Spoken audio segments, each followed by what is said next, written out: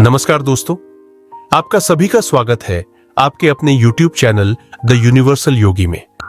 आज हम एक बहुत ही रोचक और प्रसिद्ध कहानी के बारे में बात करने वाले हैं, हनुमान जी और सूर्य देव की।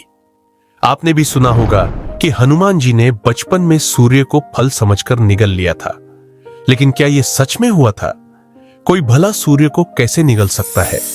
आइए आज हम इस रहस्य को खोलते हैं और जानते हैं कि असल में हुआ क्या था। दोस्तों, सबसे पहले यह जानना जरूरी है कि हनुमान जी ने कभी भी सूर्य को निगला ही नहीं था। मूल वाल्मीकि रामायण में ऐसा कोई विवरण नहीं है। यदि किसी ने यह सुना है कि यह प्रसंग रामचरितमानस में है, तो वह भी सही नहीं है। दरअसल रामचरितमानस में हनुमान जी के बचपन का यह विवरण ही नहीं है। असल कहानी वाल्मीकि रामायण के किष्किंधा कांड सर्ग 66 में मिलती है। यह वही प्रसंग है जब वानर माता सीता की खोज में निकले थे और उन्हें चिंता थी कि समुद्र कैसे लांघा जाएगा। तभी जामवंत जी ने हनुमान जी का बचपन याद दिलाकर उनका उत्साह बढ़ाया। सर्ग 66 के श्लोक 21, 22 और 23 में स्पष्ट लिखा है। श्लोक 21 में कहा गया कि अभ्युत्थितम तथा सूर्यम बालो दृष्ट्वा महावने फलम चेति जिघृक्षुस्त्वमुत्प्लुत्याभ्युत्पतो दिवम।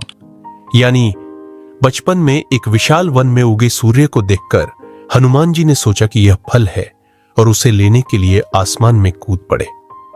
श्लोक 22 में बताया गया कि शतानि त्रीणि गतवाथ योजना नाम महाकपे तेजसा तस्य निर्धुतो न विषादम गतस्ततः। यानी 300 योजन तक ऊंचाई तक पहुंचने पर सूर्य की तेजी से हनुमान जी प्रभावित हुए, लेकिन उन्हें कोई खेद या डर नहीं हुआ।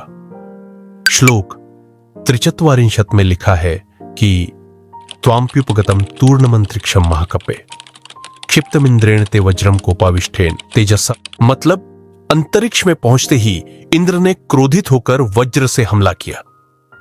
तो देखिए, यहां कहीं भी यह नहीं लिखा कि हनुमान जी ने सूर्य को निगल लिया। बस इतना बताया गया कि बचपन में खेल खेल में उन्होंने 300 योजन ऊंचाई तक कूद लगाई थी। यदि हम 300 योजन की बात करें तो यह लगभग 4000 किलोमीटर होती है। इतनी ऊंचाई तो आज के आधुनिक विमानों के लिए भी चुनौती होती है। सोचिए, हनुमान जी के लिए यह इतनी बड़ी बात नहीं थी। बचपन में खेल खेल में इतनी ऊंचाई तक कूद जाना उनके लिए सिर्फ बच्चों का खेल था। यही संदेश जामवंत जी दे रहे थे। जब तुम खेल खेल में इतनी ऊंचाई तक कूद सकते थे, तो समुद्र पार करना तुम्हारे लिए क्या मुश्किल है? अब आप सोच रहे होंगे कि यह कथा इतनी प्रचलित कैसे हो गई।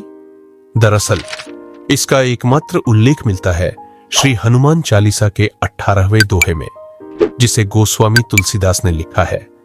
जुग सहस्त्र जोजन पर भानु लील्यो ताहि मधुर फल जानू। तुलसीदास जी ने यहां प्रतीकात्मक रूप में यह बताया कि हनुमान जी ने सूर्य को मीठा फल समझा, लेकिन यह सच में विज्ञान और गणना का प्रतीक है।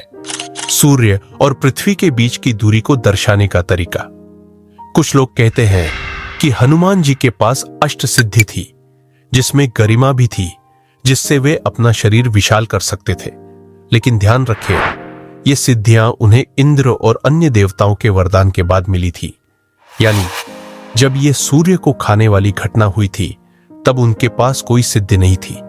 इसलिए ये कहना कि हनुमान जी ने सूर्य को निगल लिया पूरी तरह से गलत है।